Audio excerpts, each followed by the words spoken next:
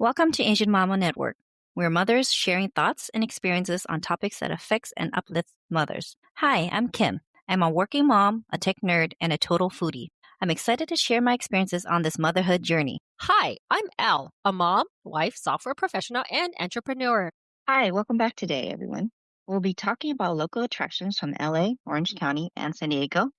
We'll be sharing our experiences at each of these attractions and tips and tricks. So, we're going to start with Los Angeles attractions. The first one I'll go over is Universal Studios, which is located in the heart of Studio City. It is north of LA, so it's north of the Griffith Observatory, north of Hollywood, and it's a little further. And when you go to Universal Studios, out of all the theme parks in California, it is one of the ones with decent parking. There's a lot of parking there. I do recommend any theme park you go a little earlier, and it we took a stroller for Universal Studios. I went with my nieces. This is before having my child. I went with 3 girls, and they range from 4 to, like, 11 or 12.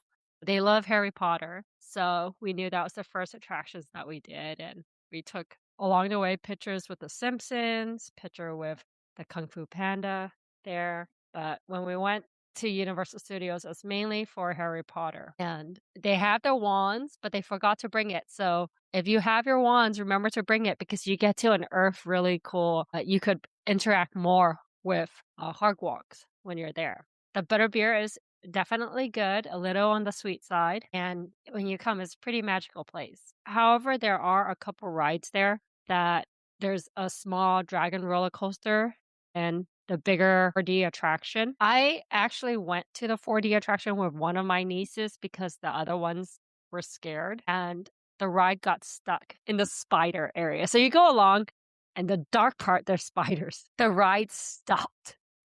And she I just like, "Close your eyes. Nothing is here. It's so dark anyways." And I didn't think I was afraid of spiders, and it wasn't that pleasant, but surprisingly, the whole ride was really cool. I would say it was a very fun experience, when it finally picked up. Yeah, I really like that ride too. It was fun flying throughout the whole what is it called? The Forbidden Journey, right? It's supposed to be inside the Hogwarts castle. It's all set up in a huge castle and everything. I like the whole area of Harry Potter because I'm a big Harry Potter fan too. But like having the wand, you're right, like it opens up a lot of cool things within that walkthrough area, right? Yeah, around the village, around Hogwarts, yeah, definitely. But aside from Harry Potter, you go there's the when we were there, there's the Simpsons ride, and the kids were okay with that. That wasn't as dark, and we ended up playing at the playground most of the time, watching shows, and that's the great thing about Universal Studios. It really does cater to a wide range of folks age-wise. You go on the tram, and it's kinda a walk through the past. We get to show the kids, we're like, "Okay, grandpa used to work on The Big Shark," and technically, my father was part of a company that worked on the the tram ride. So as kids, we used to go to Universal Studios, at a discounted rate, and it was really cool. And my dad would take home drawings of the shark that they work on, the mechanical shark. So we knew that was fake growing up, going to Universal Studios, and would be like, "Yeah, your why works on that, yada yada." So it's really cool showing the kids, but they weren't interested in the tram as much, I guess. And they like the play area more. So, and there's a lot of good play areas, like really large ones. Yeah, I like the tram. It was fun seeing all the backdrops of the different movies that you grew up with, like Jaws, and they had Jurassic Park little area there too, right through when you went through the tram. And yeah, the Jurassic Park one was really neat. I was like, wow, this is amazing. This is better than the King Kong. When we grew up, it was King Kong, and now it's Jurassic Park. You still have like the water. There used to be the earthquake and and and with the water, but now it's a Jurassic Park under and the dinosaur doing a flip. So it's really cool to see how the tram ride has evolved over the years from childhood and just to show the kids that and everything. Though out of all the theme parks, I would say this felt like the longest journey ride. The next one on our LA list is the JPL NASA Day, and that one happens once a year. It's an annual where JPL NASA in Pasadena opens the door to the public for a couple days, and you have to sign up early because those 30-minute window does go fast. And we both took our little ones to that one. Mine's might have been too little. It was like 3 years old or so, but yours were a little older. Did your kiddo enjoy the science experience then? Yeah, she enjoyed a little bit. Just I think maybe older kids would enjoy this better, probably from ages 10 and up, because it's more technical, more spacey, sciencey sort of STEM stuff. I think the younger kids just looking at stuff, right? And then like sure to go early, right? Because it got really hot that day. Oh, yes. Yes. Yeah. And bring a stroller. If you have a little one, there might be stairs, but it's a hilly area where a stroller is very useful. Definitely. And it was kind of hot that day, and just go early, and the earlier the better, and you can leave earlier so you don't have to deal with the cranky kids. Yeah, and even if you have a timestamp on it, where a time that you're supposed to come, they didn't even check hours. No, you can just go whenever. They just let you in. I think they're just trying to crowd control how many people actually came in because parking is limited there. Yeah, well, when we get to see the space rover and when I read to my son the books later on, like a Pete the Cat Space, and there's a space rover there, he knows. He's like, "Oh, we saw this. We saw this." And he says, "Mommy, let me see your phone." And then we scroll down and he scrolls. So these are still good memories for young kids, but you're right. Like older kids would have been more involved with the different hands-on session. My son at his age only enjoyed, "Oh, look at there's an asteroid." Or there's some space rover, but that was it. Yeah, because they had like little rovers that you can control and stuff. The kids could put their hands on and move it around and stuff. I think younger kids can't really handle those things as well. But I found like the really cool, I think display was highlight that we experienced that day was the seeing the mission control area, and then just seeing how it was in real life versus in the TV. It was really cool to Yeah, see that. that is really cool. That is really cool. One thing that we haven't done is the Cube Science Center. Now we're going to the Orange County area. We're not covering Magic Mountain, folks. That's for a little older kids, and none of our kids has experienced that. We could tell you how much we love Magic Mountain, Six Flags Magic Mountain, and all the rides, but we're gonna skip down to Orange County and take a trip. Also, still on the science route, and I'll go to Kim for that story and tidbit. Yeah. So we went to the Discovery Cube on one of the free B of A days for museums, or they have one free day, I think once a year, that you can go in with a B of A card. And when we went, it's kind of, I think, rainy and cloudy, but the kids still had fun. We saw a lot of the Lego displays that they had at that time, and not only that, but the dinosaur bones and excavations and stuff that they could play with and climb and stuff outside, and also the space shuttle display that they had outside, Endeavour space shuttle that they had. And inside, like they have this huge supermarket area where the kids can check out things and scan things, and it's like a whole supermarket experience that they can experience. I think this is for more older kids, like probably from 10 and up. I think from toddlers, they don't really understand. They just, like to play with the stuff. And they also had on display a lot of was it sharks and dinosaur bones? And one really cool area that my daughter liked was the I believe the hydraulics area where the air would push the balls going up and down, up and down. The kids had a lot of fun playing with that. And not only that, they had what is it? This exhibit like playing doctor or something like that, or doctor, and they had little dolls that they could dress up and play doctor with. And not only that, I think they had a couple more displays that they didn't have open, but overall, it's a good experience because it changes the displays and things that are open changes every different times of the year Dude, as well. we have to check it out on one of those free museum days. Like, I've always was more hesitant for the free museum days because I was like, "Oh, there's gonna be a huge influx of little kids and families." No, if you go early enough, it's not that bad. How early is early?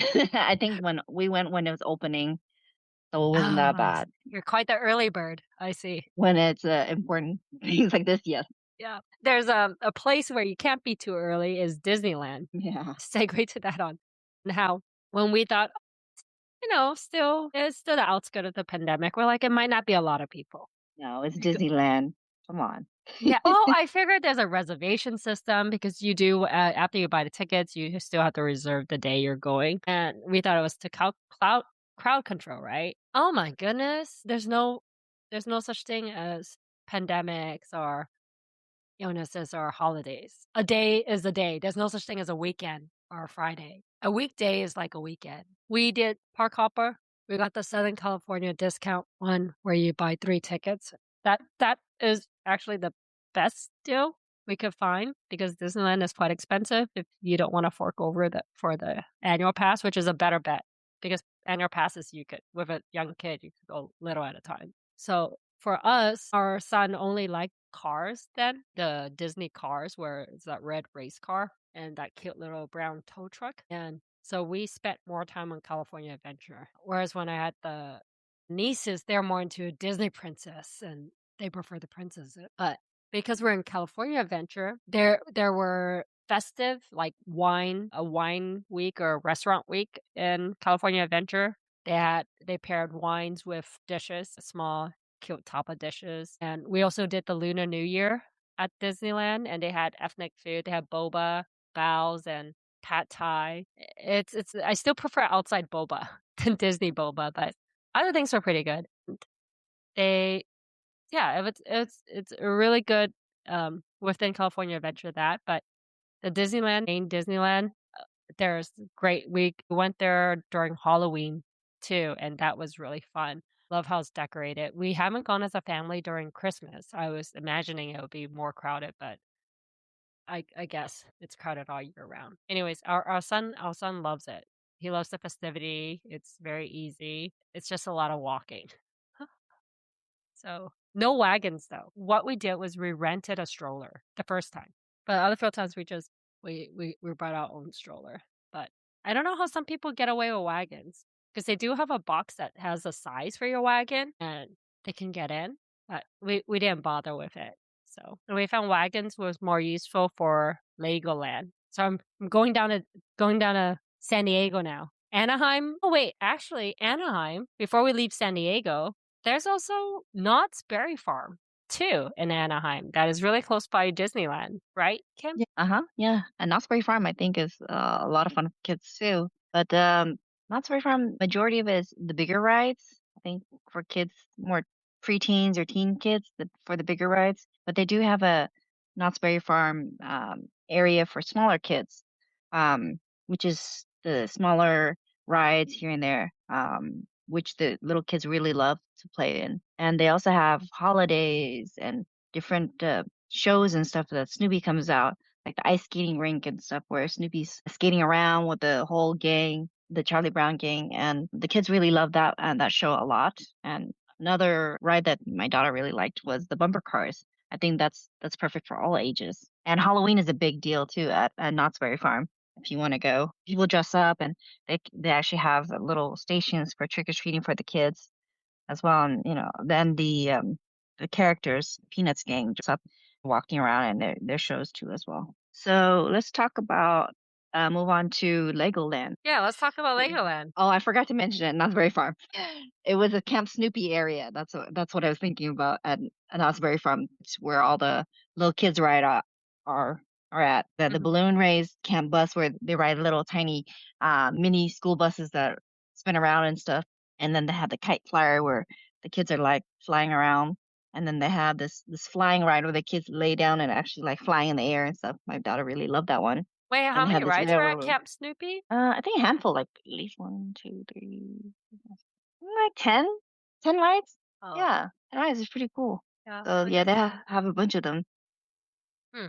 Yeah, but I think right now it's under construction. They're working on it. They kind of closed down a lot of the rides. But Hmm. yeah, you can spend like a whole day there, and the kids just stay there and you know run around. And then afterwards, we would just go to watch the shows, and they would be tired. I realized with my son, our quota's 4 to 5 rides. We tried that at Oh. Disneyland. Well, Hmm. Disneyland's a little less because of the long wait, and I have a quota for only 4 to 5 hours at a place. That's when I'm like, I'm done, guys. Yeah, we try to stretch it as much as we can to get our money's worth. Oh, yeah. Staying And very by Asian. then, I see. Staying very yeah, Asian. I used yeah. to do that as a single person. My sister and I will go at the beginning when the place opens. We don't eat lunch. We figured we snack. We bring snack. We say lunch is for people to lose time at an amusement park, and Oh, then we go from then till closing all the rides. wow. Totally. That's definitely single people Oh yeah, that's mentality. that's us at Magic Mountain. That was us at Disneyland. We weren't a not a person as much. However, once you have kids, like I when I was with the hubby, we never really went to amusement parks. We were a little older. But Mhm. the thing is, with a youngster, I need that lunch. I look, I was like, I know we've just been here for 2 hours, but I'm so ready to just sit down and eat.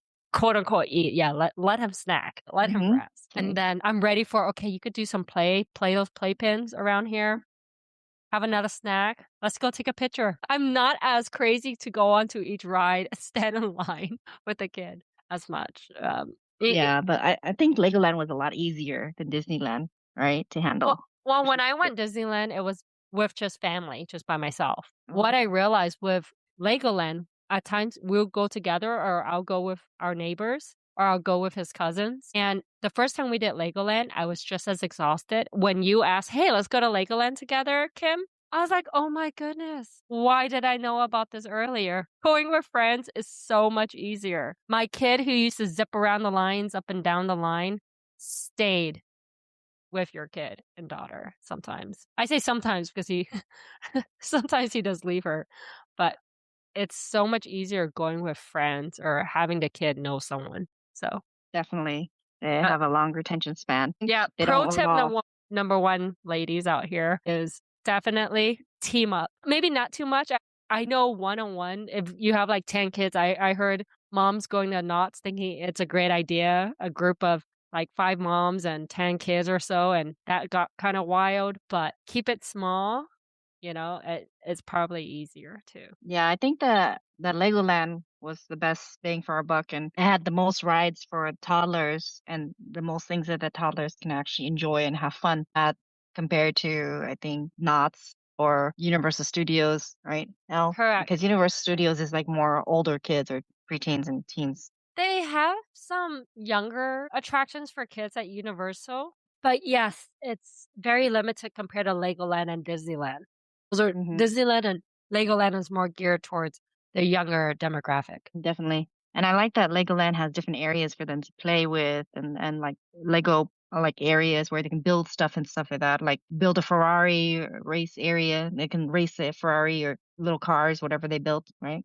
In that Yes. area. That was And a lot and of and fun. it's not just a park. The theme park, if you get the annual pass, you have access to the aquarium and to the water park there. Our son is not a fan of water parks yet. He doesn't like water up his nose, even though he goes swimming. But I believe you did you try the aquarium or the water park too, Kim? Yeah, it was a lot of fun. The aquarium it's a lot smaller than you'd expect it, but there was a lot of viewing areas, a lot of tanks in there. They can run around, look at the sea creatures and stuff. And they're outside of the whole walkthrough area, the aquariums. There's a outside area of where you can touch the sea urchins and little fishes and stuff where the kids can just play. And then they had the water park open and Mhm. during the summer or whenever it's warm. My daughter loved it because they had like a kiddie area where you can do a lot of slides and they can waddle around and and play. It was a lot of fun for them.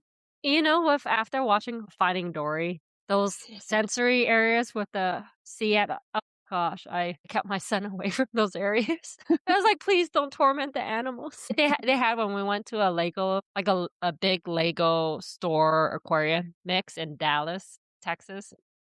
We're like, "Okay, this is done." You saw the little turtles, you saw the other other animals. Okay, we could go now. But yeah, it's really fun. I guess older kids would enjoy and be more mindful. Yeah. Definitely. Another plus thing of when Kim was mentioning the Legos, it's all over the park building Legos. You get to buy Legos too at a discounted price if you want. They also have that in the hotel. We actually stayed at the Legoland Hotel one trip because we thought my nieces will be coming over from the Midwest to stay too as well. And I say it's an experience. However, I don't believe it's totally justify the price tag. It's a very hefty price tag for nice one large suite. because you get a room to yourself, the parents and the kids get a room, even though it doesn't have a door, but it's a bunk bed. And every room there's a TV. And you get like you have to solve some riddle to get some toy in a chess box, and it's a Lego toy in the chess box. And it's very relaxing when you go to the park, and I understand why people always like get a room near a park when you go to amusement park because it's nice to rest afterwards. But I thought the experience was cool for a bit, but it wasn't worth like the hefty price. Sure, it was a cool room. We were in the Pirates theme room because the Ninjago was all sold out, and he wasn't into dragons or knights, so we didn't stay at the Legoland Castle. So if anyone who stayed at the Legoland Castles, you have any stories or insights on it, please share any tips and tricks on that. We do recommend the Brick Kitchen, which is their buffet at the Legoland Hotel, which is totally delicious. And you don't have to stay at the hotel to eat there. You could be at the it's very breakfast and dinners really cater to kids. So totally recommend staying like at least once there. Let's go on to the rest of San Diego. Yeah, we could talk about San Diego Zoo and Safari Animal Park. For me, the San Diego Safari Park was pretty small, and the only thing that we really looked forward to during the whole time there was the tram, which is way in the back of the park, and you get to view all these safari animals, and in a tram it covers about a third of the park, and we just enjoyed. I think my daughter enjoyed seeing the animals and just riding the tram most of the time, right, Elle? What was your experience? We went with another family too. Well, we went there a few times, but one time we went with some friends and we rode the tram, and then there was this kid play area where there was dancing and music, and as parents we were just sitting there eating and they were just playing. So it was really nice. And yeah, we walked around to the different animal places there. It's not as large as San Diego Zoo, but there are some animals around like the gorillas and so forth that we saw. And then we did the tram. The next time I went on a weekday with a friend in the morning, and it was pretty much empty and it was really cool. But of course, the kids' play area wasn't open. A lot of stores was closed because it's a normal weekday. It wasn't a weekend, but there was no hardly any line for the tram, and it was really cool. You get to see the cheetah, and Austin loves to look at the cheetah and say, "Why is there a dog there?" Because the cheetah, when it's a little cub, it grows up with a dog friend. So Did you see the cheetah run and do the cheetah race? the cheetah didn't do the cheetah race that day. It was just lying down. So the cheetah was with its friend, a dog, and my son was pointing, "Why is there a Herbert, which is our husky? Why is there a Herbert kind of dog in with the cheetah?" It's like, that's his best friend. They're just relaxing. So no, we didn't see the cheetah run. It was unavailable. We also saw the lions, which is also cute because lions are just big cats. And so it was really adorable.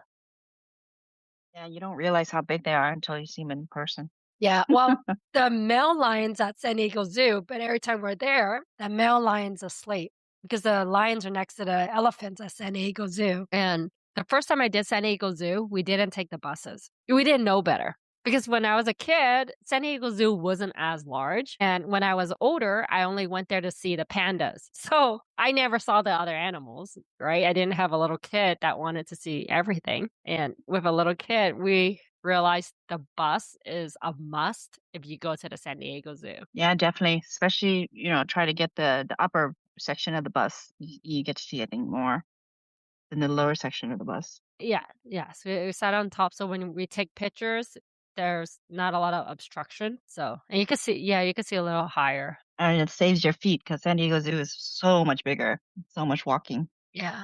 to do there. And how does that compare to SeaWorld, which is right next door? Think SeaWorld was nice. Just that the SeaWorld had in front of when you enter the the entrance of it, you pass there. There's a lot of areas where the kids can touch all the the the fishes and stuff, and they have these little fishes that would those fishes that you see on TikTok or whatever, where they eat the dead skin off of people's feet. And they've got Yes. those Yes. fishes. You stick your hand in there, and they're eating your dead skin. So the kids really love that one. Okay. And then they had the reef touch pools and the way they touch the starfish and fishes and stuff, and some friendly sharks. And then other than that, my daughter really enjoyed the orca and dolphin and sea lion shows. And they also had a little kids area ride where you enjoy like rides like this big swing jellyfish thing where you ride in a swing and it twirls around the tentacles. And they have the dropping up and down sea dragon drop thing ride. And also like some other attractions where it bounces up and down.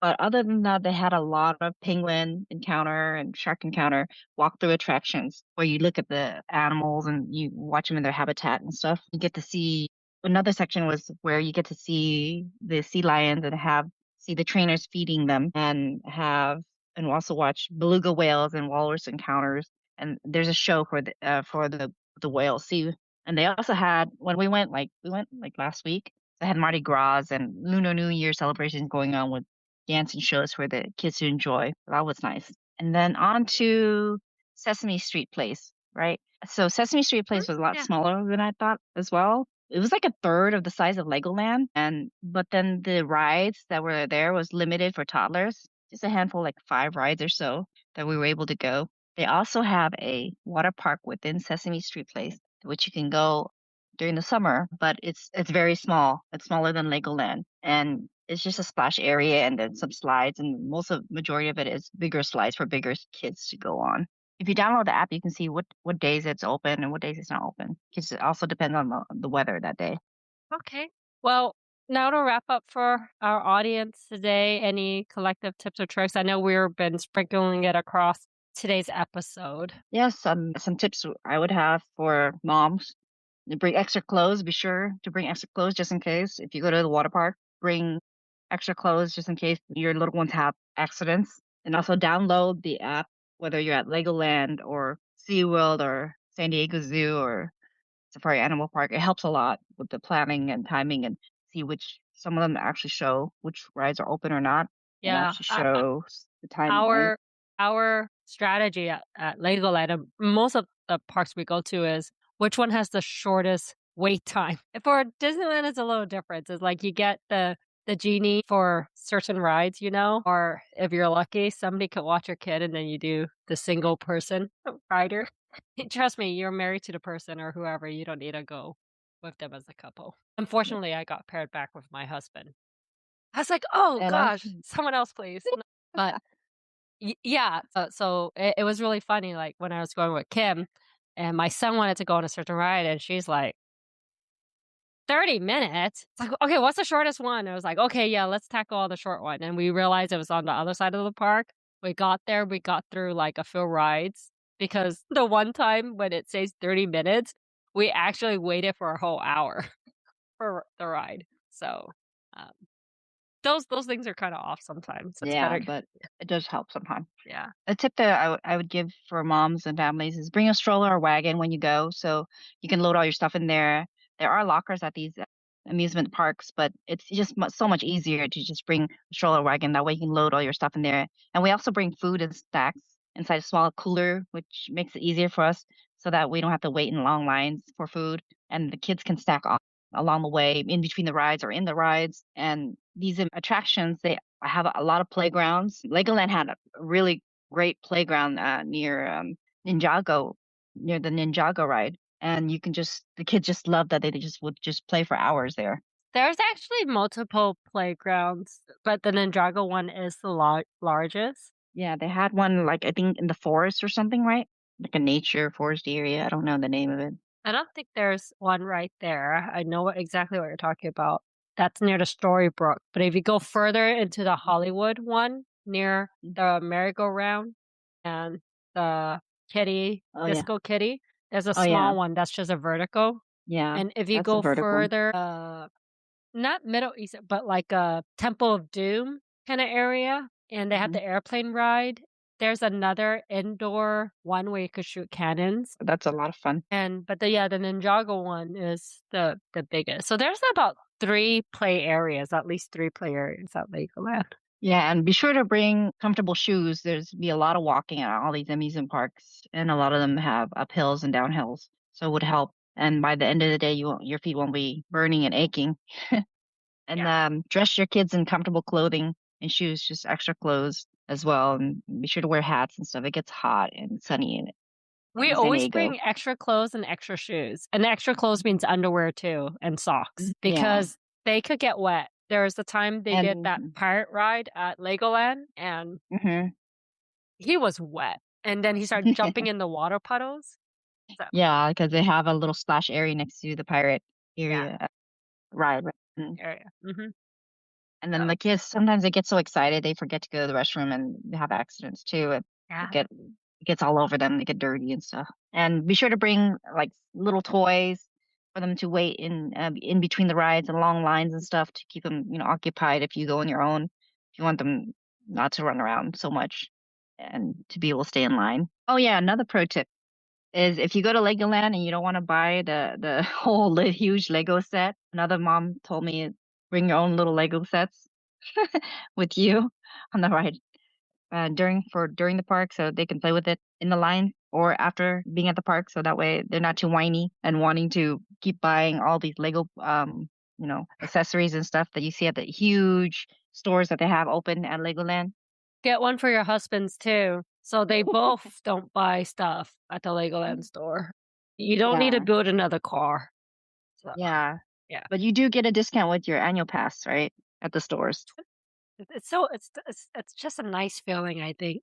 When people's like, "Oh, I went to Legoland. Look at I brought home a Lego too." But those adds up in the house. So, Yeah, don't you hate it when you step on one in the middle of the night? oh no, I step on monster trucks and little toy cars. Yeah, Lego's the net new one. It's more like I fix Legos that are broken. Yeah, no, it's Legoland's great. Disneyland, it's also great. Strollers and rest, right? But And definitely rest. You'll be tired afterwards. yeah. We're not at the age where we're by ourselves and we try to do as many rides as possible. I Except still try you. to get the most and just I gave that up. uh, let them zonk out at the end of the day, and they'll be fine. No, that power nap in the car is enough. They wake up as if they never went to the theme park. Exactly. Yeah. And make sure you take breaks in between or whenever, your kids get tired and stuff. Just take breaks and just take it easy. Go at their pace. Okay, well, thank you for listening again. And let us know if you have any questions or anything else you want us to talk about. Thank you. Bye bye. Hey, amazing mamas. You're doing an incredible job. Always remember, you are not alone. We're here to support each other. You've got this. So please share your tips, tricks, or thoughts to AsianMamaNetwork@gmail.com. The email is ASIANMAMANETWORK @gmail.com. Thanks. Hey there. We want to remind all of you that anything you hear on this podcast, whether it be from us or our guests, is solely for educational and entertainment purposes. This podcast is not a substitute for advice from professional coaches, therapists, physicians, or any other qualified professionals.